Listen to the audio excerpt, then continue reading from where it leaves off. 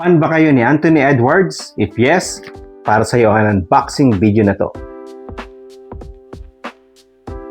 Guys, excited ako para sa video na to. Ipapakita natin ang Anthony Edwards 2 from Adidas. Kung di nyo kilala si Anthony Edwards, siya isa sa mga pinaka-exclusive guards ngayon sa NBA. Naglalaro siya sa Minnesota Timberwolves. Binigyan din siya ng Adidas ng isang signature shoes. Meron akong isang Anthony Edwards 1 na binili ko last year at ipapakita ko sa inyo ang picture nito. Pero ngayon guys, mag-focus tayo sa Adidas Anthony Edwards version 2. Bago natin guys buksan ang box, konting history muna tayo. Si Anthony Edwards, kilala siya sa bansag na Ant-Man ng NBA. So naglalaro nga siya sa Minnesota Timberwolves. Mapapansin mo na medyo may angas ang laro ni Anthony Edwards kaya sikat siya ngayon sa NBA. Very explosive ang athleticism niya. Tapos, ayun, nakuha din. Tapos meron siya mga powerful dunks. At yung sinasabi ko sa inyo na confidence at angas na meron siya. Di ba nga sinasabi nga ng mga NBA analyst na posible talaga siya maging superstar in the future. At maganda rin guys ang shooting niya, kaya nga known din siya as a clutch player. Pero sa ngayon, magpo-focus tayo sa version number 2 ng sapatos niya. Ito ang Adidas Anthony Edwards 2. Sige guys, buksan na natin ang box. So nakuha ko din to guys this week. So may chance ako na buksan natin para i-share ko to sa inyo. Ayan. Bukin natin. Okay. So ito guys ang logo ni Ant-Man, ni Anthony Edwards. So makikita nyo guys yung box niya, color black lang pero medyo kakaibang design, very neat. Tapos, ito guys yung model niya. So basically, this is like a black and white color. Ano ba nakalagay dito? Black zero ang color niya guys. So this is for parang basketball shoes din siya. At ang medyo unique dito guys, yung pag-open ng box niya ay kakaiba. So para siyang, ayan, di ba? Ibang opening ng box niya compared mo sa mga other shoes na nakita natin. So, ang ganda ng style niya. Saka yung kulay niya. So guys, tingnan natin ang shoes ni Anthony Edwards 2. Ayan, medyo kakaiba nga ang design. Meron siyang Ant-Man logo at yung Adidas dito. Ayan. So very simple lang guys ang design niya. Tingnan nyo.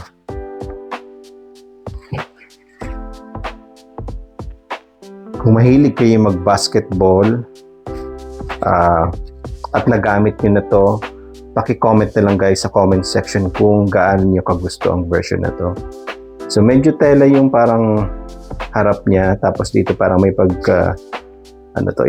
ibang material niya, parang leather din eh. Tapos ayun, nandito yung Anthony logo niya, Ant-Man. Ayan guys, napakasimple lang design pero ang gandang tingnan. May Adidas pa siya dito sa may outsole niya. Tingnan natin ilalim. Ayan, ang ganda guys. So far marami ng version ang lumabas nitong Anthony Edwards 2. Pero para sa akin guys, ito ang pinaka malinis at simpleng tingnan. Hindi mahirap bagayan pag mag-OOTD ka guys. So, ang ganda. Tingkad ng pagka-Adidas niya.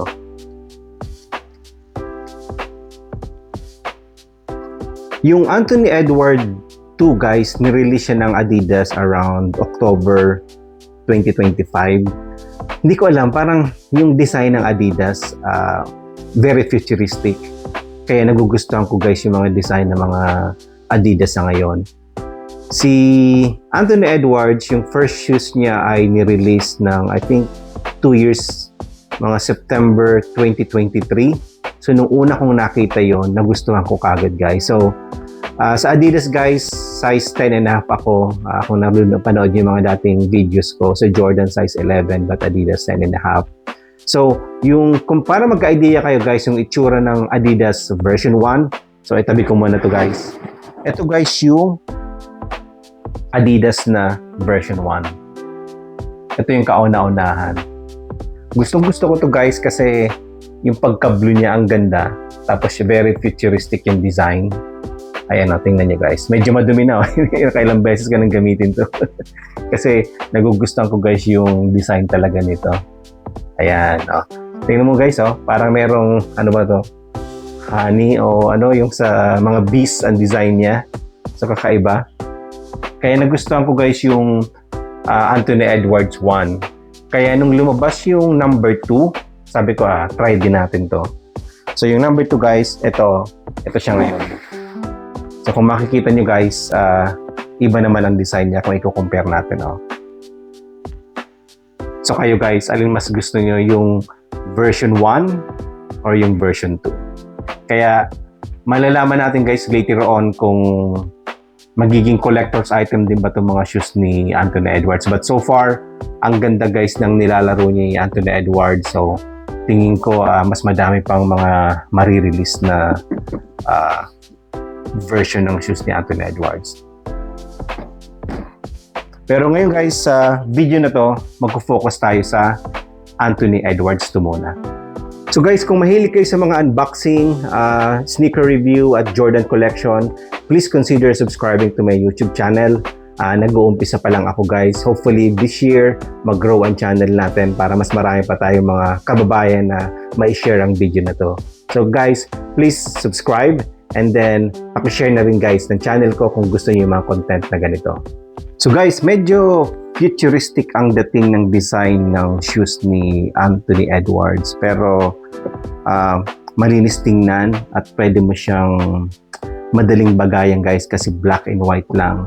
Tapos guys, meron din siya dito na lace na pink, but para sa akin guys, okay na tong black. So kung kayo ba guys gusto niyo gamitin tong medyo pinkish na lace at palitan yung black, paki-comment na lang dyan sa comment section.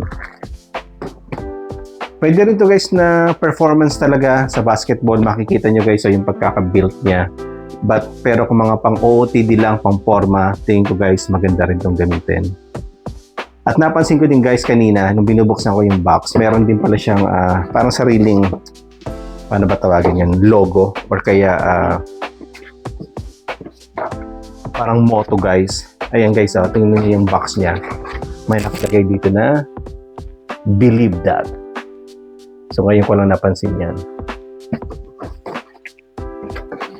Unang mapapansin mo guys sa design ng shoes ni Anthony Edwards, yung parang medyo curve design niya. Ayan parang curve yung color white niya. Tapos parang armor ang itsura. Ayan guys dito Parang akala mo pang protection sa laban talaga guys. Saka low cut lang siya guys. So di ko alam pa naglalaro kayo ng basketball kung mas prefer nyo ang low cut or high cut.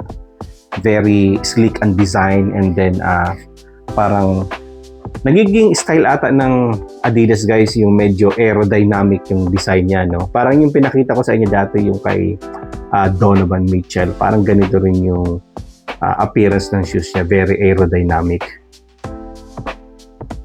So sa US guys, $130 ang Anthony Edwards 2. I think yung mga younger NBA players ngayon ng mga signature shoes, dun nagre-range ang mga price nila. So parang yung kinompare natin yung kay Donovan Mitchell, kay Haliburton, at ngayon naman kay Anthony Edwards, nagre-range lang siya guys around $130 to $150. So very reasonable guys considering mga young superstar pa lang to. Madami na rin guys na color version ang nilabas ng Anthony Edwards 2. Pero sa ngayon guys, pinaka-paborito ko itong black and white. Meron din sila guys na nilabas na blue fusion. Tapos meron mga alpha dog version. So isi-share ko guys sa inyo guys yung mga photos ng mga version ng Anthony Edwards. Saka pag nakita niyo yung photos, pili kayo kung alin yung gusto yung version doon para makapag-discuss tayo sa comment section. Pero sa akin guys, ito yung pinaka-simple, pinaka-neat na piliin para sa mga version ng Anthony Edwards 2. So overall guys, para sa akin, yung looks niya, 9/10, parang ang linis tingnan at saka madaling bagayan. Yung comfort niya, very promising, very thick yung foam niya dito guys. Tapos yung design niya naman guys, sobrang unique. Alam mo talaga na Adidas siya, Adidas talaga ang design niya. Very different sa mga approach ng Nike or Jordan. And then lastly, tingin ko performance level, may mga nakita ako guys sa YouTube ng mga naglalaro ng basketball at maganda ang performance at comfort level guys nito habang ginagamit nila sa pag-basketball. Unfortunately guys, hindi na ako nag-basketball, so more on OOTD na lang tayo at pang-forma na lang itong mga sapatos na ganito. So ayun mga kabatang Indiana, maraming salamat for staying until the end of the video. So kung para sa iyo ba to, tinatawag dito sa US cup or pass.